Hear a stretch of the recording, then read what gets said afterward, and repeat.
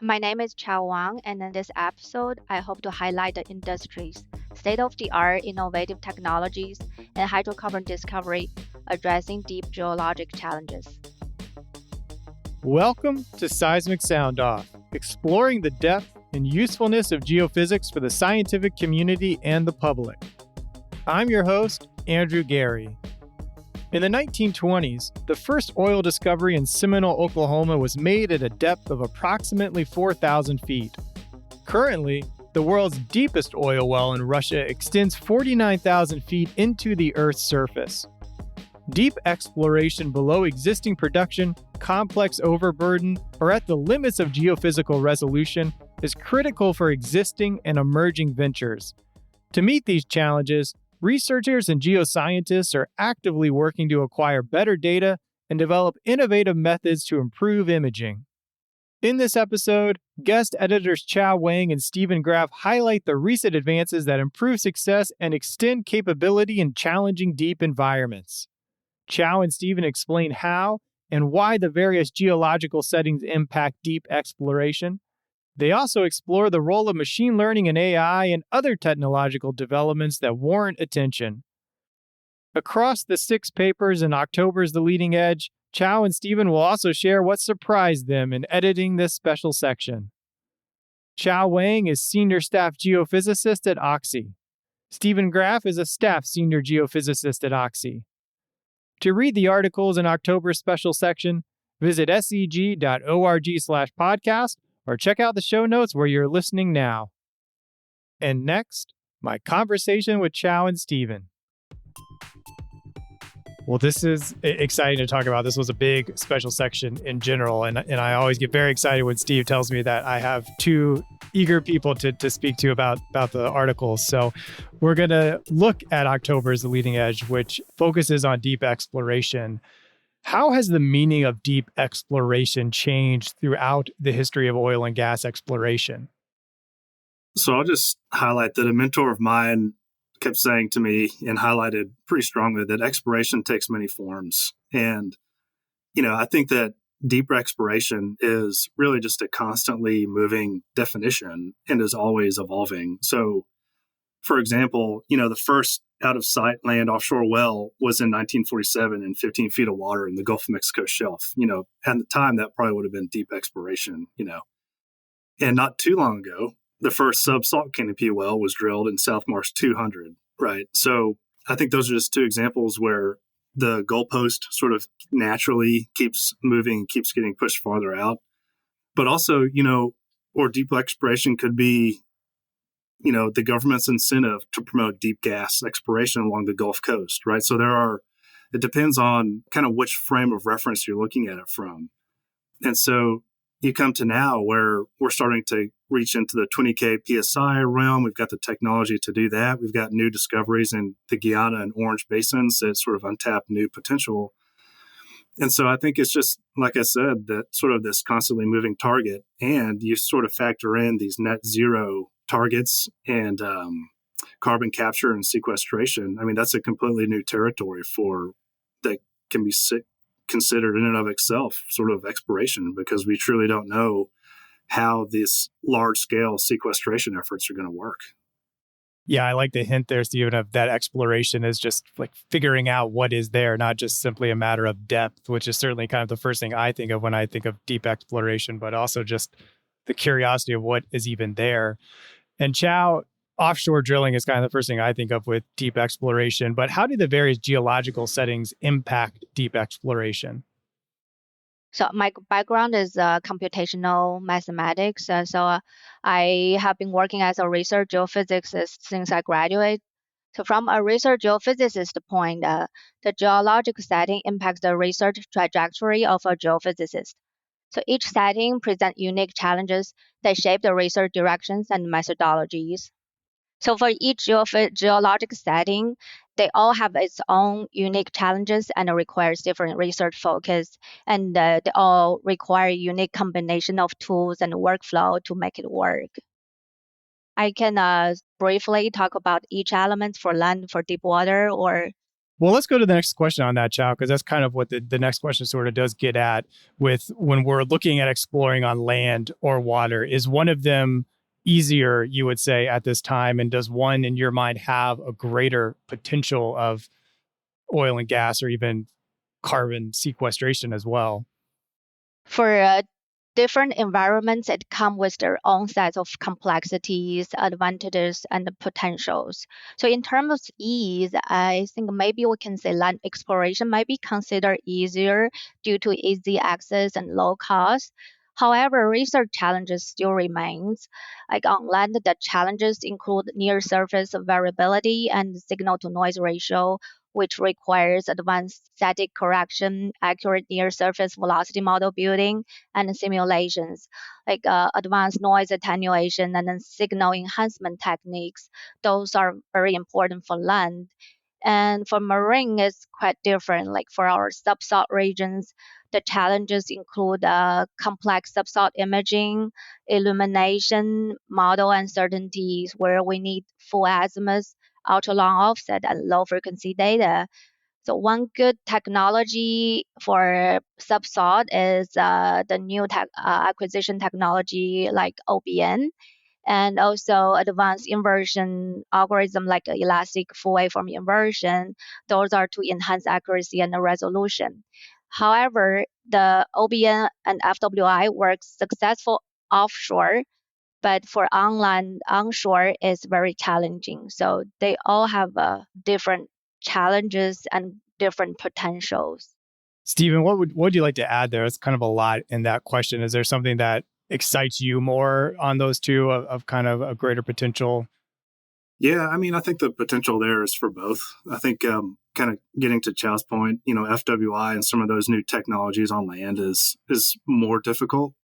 But I think it's which one is easier or not is a really interesting, multifaceted question because the ease of which to explore depends on the inherent subsurface risk and above ground or water risk, and the company objective. So it's kind of, there's a lot of factors that go into it. For example, if a goal for a company is to flip an acreage position, then it may be easier for them to quote unquote explore onshore to sort of quickly prove up a position. Or if the goal is to have steady long-term production, then it may be easier to explore offshore. And the main risk element now of that becomes sort of like these geologic things like top seal and stuff like that, piece of geo risk. And so for carbon sequestration, the risk that poses is that's a top seal risk, basically, right? So how can the CO2, is the CO2 going to leak off in X number of years? So I think which has a greater potential and which is easier, it's kind of the age old answer of it. It really just depends. Yeah, what you're both getting at is you can't really put land and marine in the same bucket. FWI might be successful in one area, might not do so well over here, and you're facing different issues. And one of the things also, deep exploration, as well as all geophysics, really, it's impacted by hardware, equipment. Now you've got algorithm development, machine learning, computing. Of the various areas that impact deep exploration, do you find one that's kind of furthest along in improving deep exploration, and what area is lagging? And let me know if that depends, land or marine. Maybe those are very different responses there. I think for hardware acquisition, algorithm, and computing, all of these we have seen tremendous advancement. Now we have OBN, we have DAS, we have high-end velocity model building and imaging with FWI and least square RTM. So all of those, I think we have seen tremendous advancement. So the lacking part, I think it could be the digital technology might be considered as lagging in the sense that its full potential in transforming deep exploration is still unfolding. So that integration of AI, machine learning, and other digital tools into geophysical workflows is still in relatively early stage compared to their adoption in other industry, I would say. Speaking of machine learning, it is certainly one of the hottest topics across many disciplines. We're hearing about it really everywhere. And of course, it impacts deep exploration. Chao, you were just saying how it might be a little lagging other than in compared to some other industries and areas. But what other technological developments do you think warrant attention for deep exploration, or just are really far along and you just want to kind of note that this is really succeeding in this area? So I will start from FWI. FWI is an advanced seismic inversion technique that uses the full waveform to reconstruct subsurface properties, and it has proven to be a very powerful tool for velocity model building and seismic imaging, especially with OBN data. Dennis and his colleague presented us a first paper in this special session that explain more on the FWI with OBN. And another technology development, I would say, will be DAS. So DAS uses the fiber optic cables as sensors to detect acoustic and seismic waves, and it offers a cost-effective, flexible, doable, and reliable method for high-resolution seismic data acquisition and reservoir monitoring. And Aldermood and his colleague presented a DAS VSP in this special session as well. Another area I would say we see more technical development will be HPC and cloud computing. I think our industry as a geophysics, seismic imaging, it has a lot of requirement for computing, and HPC, especially with cloud computing, meets the demand for our modern algorithms, including FWI and RTM, etc, especially with the GPU acceleration and the cloud's scalable and elastic compute. Those requirements are significantly got satisfied, I think, nowadays. Yeah, and just to add on to one thing that Chao mentioned was to the cloud computing is there's a lot of work going on trying to figure out the best way to engineer a human in the loop for artificial intelligence workflows. And I think one thing that I'm really looking at and paying attention to in the future for how this sort of technology develops is how can we do that? Like how can we develop the tools to leverage all this compute power, not only to do the really difficult and time consuming processing, just raw horsepower of it, but also how can we integrate the human into it as well, and change workflows on the fly, be it on the processing side or on the interpretation side, because, there's just tons of data that we have to tear apart, and leveraging AI, but also sort of having the kind of artistic approach that the human element adds to it, I think is really going to be interesting moving forward. We'll start with Stephen on this and then go to Chao. I want to hear from both of you, especially since you're kind of coming at this from different academic and technical expertise. Is there a common misperception or one misperception that the public often has about deep exploration? First and foremost is safety. I think you go out to a modern drill ship or semi-sub or a land rig, but particularly in the offshore, it's clean. It's massive. They're floating cities. It's, basically a small town out on the water. And the commitment to safety, I think, in the industry has made leaps and bounds over the past decade or two. And I think that gets missed, particularly when, news stories come out that sort of paint the industry in a negative light. And for those sorts of things that do come out, those definitely do need to be addressed. But also, not only that, with the focus of new AI focused technologies, I think the safety is going to continue to improve. How can we leverage like Spot, the robot dog? We're thinking about how to initiate or how to bring those out to operation sites and for safety, for HSE evaluations and things like that. But furthermore, just the amount of cutting edge technology kind of away from the safety side is just, I think it gets missed and kind of not swept under the rug, but I think it just kind of goes unseen is a better way to put it. How much technology advancements in the oil and gas industry have transferred to other industries historically, just in terms of how well the oil and gas industry was able to improve the technology behind compute power, high-end algorithms, and things like that. It's truly mind-boggling the amount of technology that goes into the things that we all do in this industry, and I think that gets lost. And so maybe we need to do a better job of messaging that and promoting that. Yeah, I think Stephen covers most part of it. I just want to mention that the deep exploration is not only for drilling deeper wells to find more hydrocarbons. So, well, while depth is certainly a component, but not the only one. So, we need to combine all geology, technology, and environments. So, it's not just about finding more oil and gas, but also doing so responsibly and efficiently.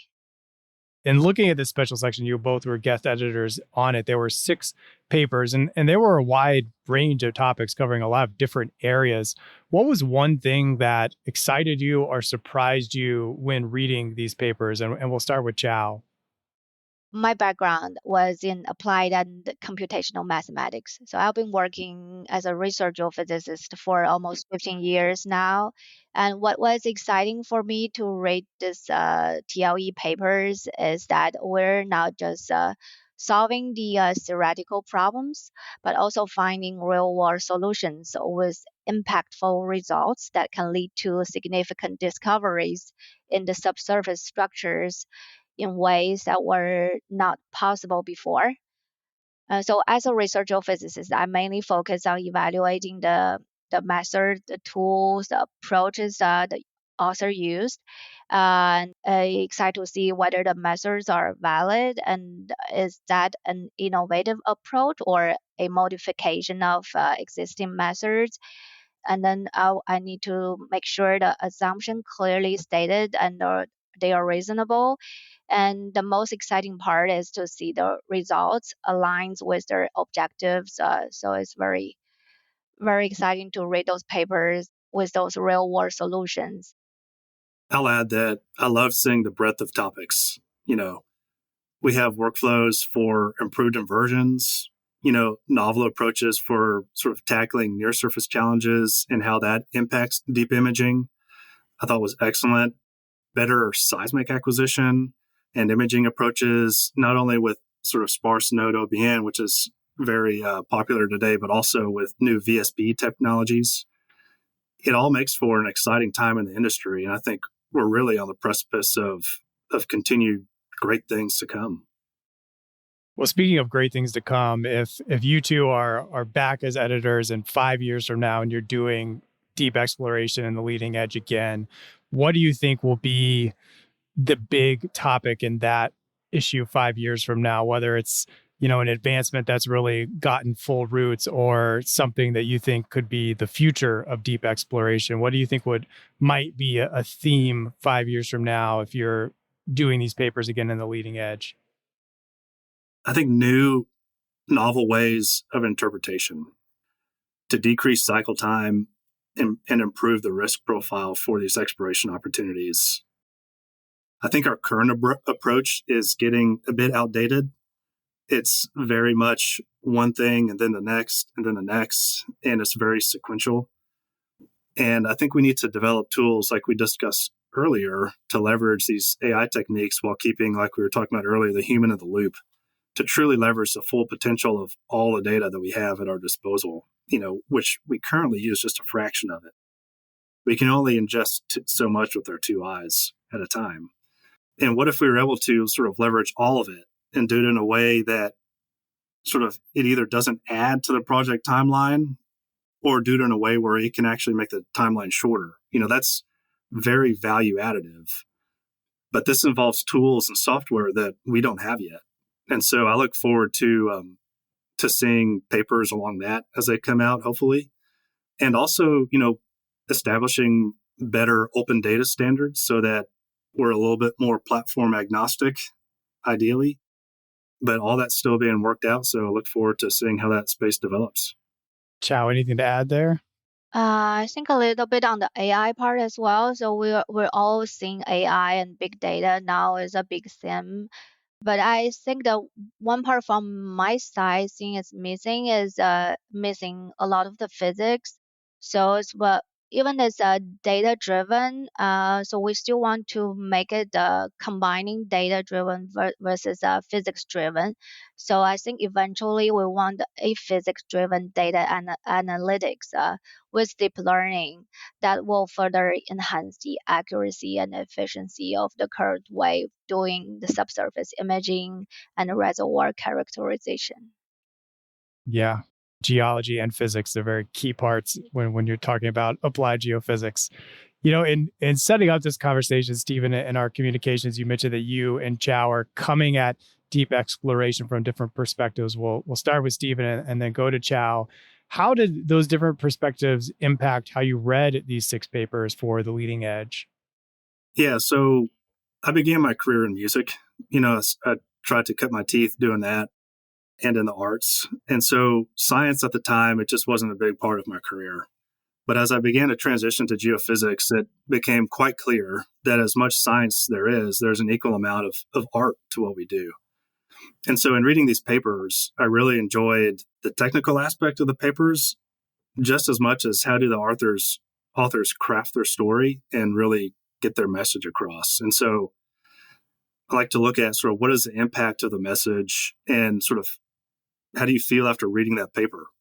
And all these things go into creating great articles. And I think The Leading Edge is one of the really best journals out there that highlights both technical and sort of brings in the artistic side of things. And I think it shows really what our industry is capable of.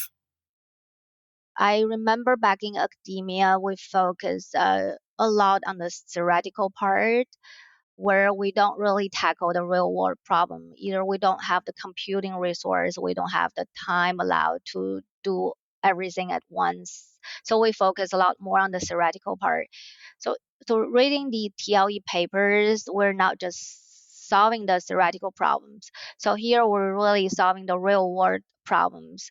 We're looking for real world solutions with great results, and those results can lead to significant discoveries in the oil and gas, in the subsurface exploration. So in the ways that were not possible before.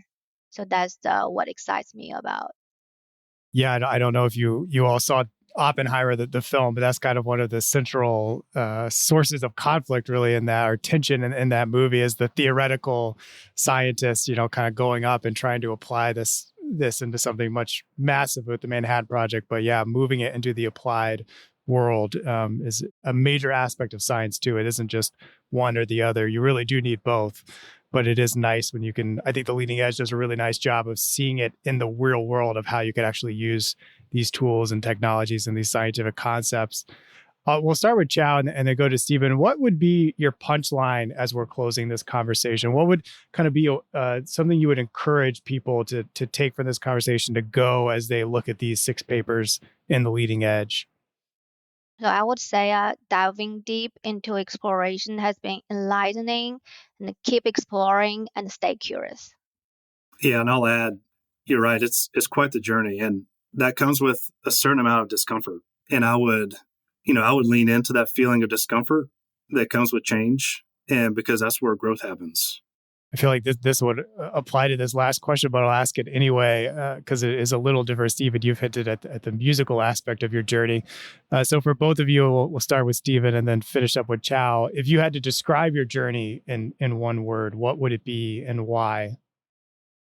Perseverance. You never know what's going to happen, right? And so just even if you don't know what's going to happen or what lays in front of you the next day, just do something. Just start, because you can always change direction later. Yeah, for me, it's iteration.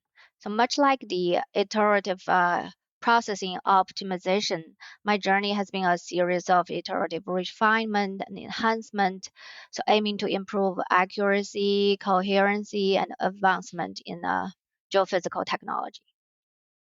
I appreciate speaking with both of you. We just August, The Leading Edge had a whole article around how music can help you interpret seismic. So hopefully you are able to incorporate your musical talents in new ways and novel ways for what we're talking about here. And we'll link to all the articles in this special section. And thank you both for taking the time out to volunteer your time on this special section and for speaking with me about it today. Yep. Thanks, Andrew. Thank you, Andrew. You reached the end of Seismic Sound Off. Thank you for listening to this episode. If you want to be the first to know about the next episode, please follow or subscribe to the podcast wherever you listen to podcasts. Two of my favorites are Apple Podcasts and Spotify. If you have episode ideas, feedback for the show, or want to sponsor a future episode, visit seg.org/podcast and find the box titled Contact Seismic Sound Off. Zach Bridges created original music for this show. This episode was hosted, edited, and produced by me, Andrew Gary at Treasurement. The SEG podcast team is Jennifer Cobb, Kathy Gamble, and Allie McGinnis. Thank you for listening. This is Seismic Sound Off, signaling off.